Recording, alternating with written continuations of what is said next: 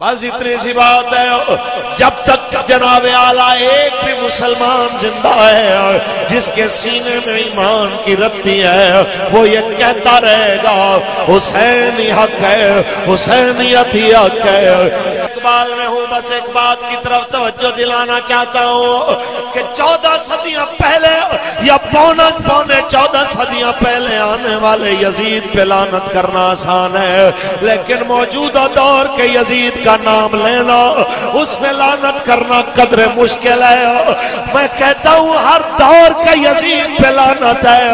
وہ ممتاز حسین قادری کو پھانسی پہ چڑھانے والا یزید ہو، ہم اس پہ بھی لعنت کرتے ہیں، اور ممتاز حسین قادری کے خلاف بولنے والے ان یزیدوں پہ بھی لعنت کرتے ہیں۔ ہم جناب اعلیٰ غازی عامر عبد الرحمن چیمہ کے خلاف بولنے والے یزید پہ بھی لعنت کرتے ہیں، اس کے حمایتیوں پہ بھی لعنت کرتے ہیں، اور ہم جناب غازی ہادی مطار اس غازی کے خلاف بولنے والے جس غازی نے سلمان رشدی ملعون پہ حملہ کیا،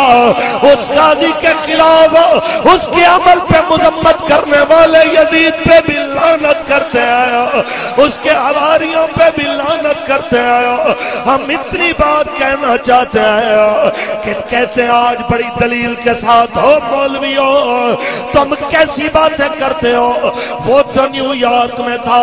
وہ تو میکسیکو میں تھا، وہ تو فلاں جگہ پہ تھا، وہ کافروں کے ملک میں تھا،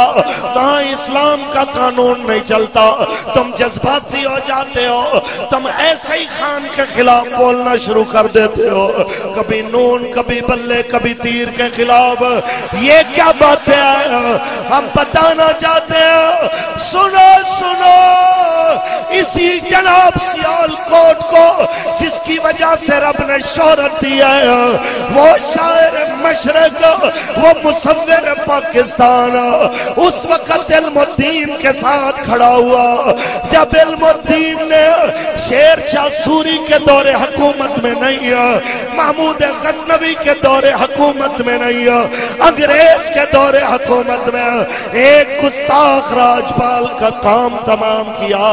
تو اقبال اور محمد علی جناح نے یہ نہیں کہا چونکہ حکومت مسلمانوں کی نہیں ہے لہذا جناب اعلیٰ اس کا فعل غلط ہے، بلکہ ہم نے کلندر سیالکوٹی کی باتیں سنی اپنے بڑوں سے،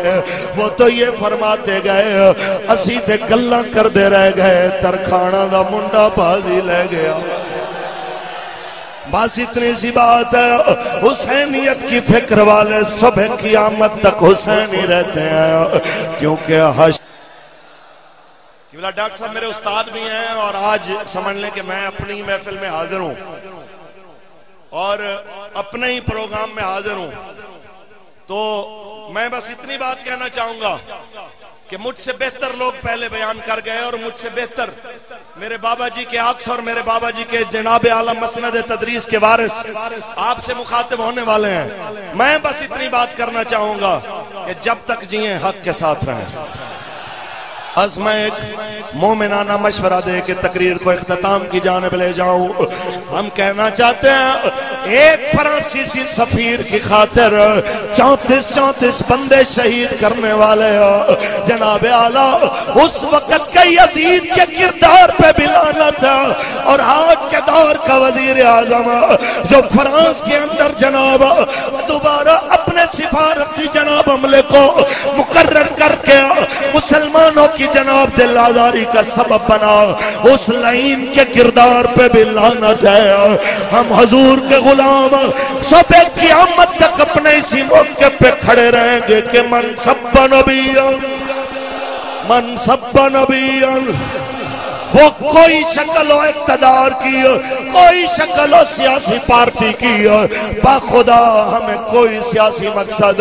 نبی رحمت کی ناموس کے پہرے سے پیچھے نہیں ہٹا سکتا، کیونکہ پاکستان کا مطلب کیا، دستور ریاست کیا ہوگا، پاکستان کا مطلب کیا، دستور ریاست کیا ہوگا، باقی رہی بات اقتدار کی، صدا اقتدار میرے رب کا ہے۔ اقتدار کی لالچ میں فرانس سے امداد لے گیا، جناب کے پی کے کی حکومت بھی ناچ رہی ہے اور پاکستان کی وفاقی حکومت بھی ناچ رہی ہے۔ اور ظالموں، تمہارے پاس کروڑوں روپے موجود ہیں اس چیز کے لیے کہ تم ایک دوسرے کے ایم پی ایم این اے خریدو، نہیں موجود تو سیلاب میں روتی بہنوں کے لیے کچھ نہیں ہے، روتی بیٹیوں کے لیے کچھ نہیں ہے۔ خدا کا واسطہ ہے اپنی آنکھیں کھولو، تم نہیں رہو گے، میرے مالک کا اقتدار ہمیشہ رہے گا۔ کلندر سیالکوٹی نے کہا کہ سروری زیبا فقط اس ذات بے ہمتا کو ہے، سروری زیبا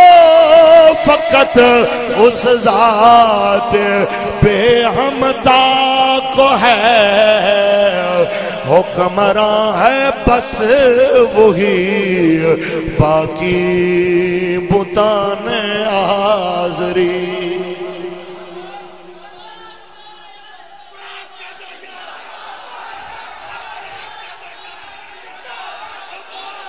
توجہ بھائی، تاجدار ختم نبوت، توجہ بھائی، توجہ توجہ، ہم ایک بات سنے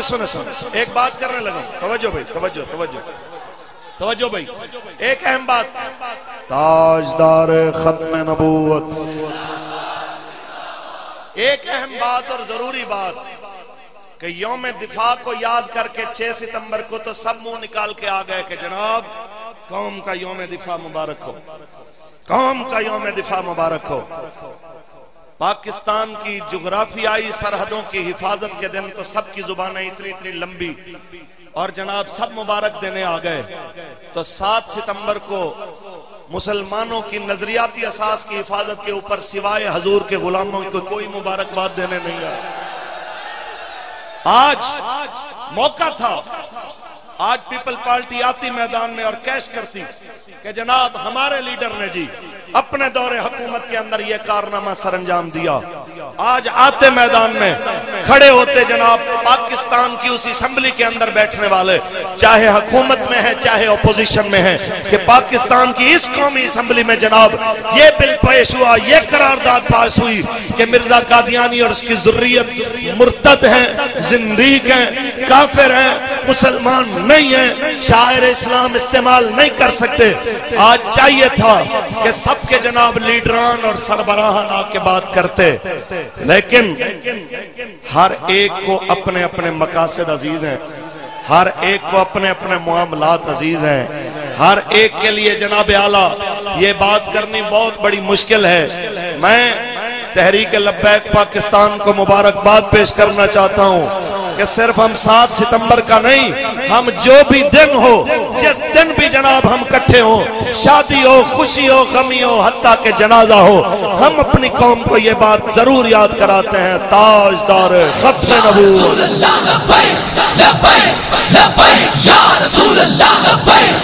تاجدار ختم نبوت۔ اور ہم یہ کہنا چاہتے ہیں کہ خورشید ملت حضرت علامہ مولانا ڈاکٹر محمد خادم حسین خورشید الازہری، آپ کئی سالوں سے اس تاریخ کو تاجدار ختم نبوت کانفرنس منعقد کراتے ہیں۔ یہ ذمہ داری ہے خیبر سے کراچی تک ہر آستانے کی، یہ ذمہ داری ہے خیبر سے کراچی تک ہر جناب اعلیٰ ادارے کی کہ آپ اپنی قوم کو کم از کم ان کی فتح، ان کی کامیابی، ان کا اپنے نظریات کے اوپر دفاع کر کے میدان عمل میں کھڑا رہنا یہ یاد کرائیں۔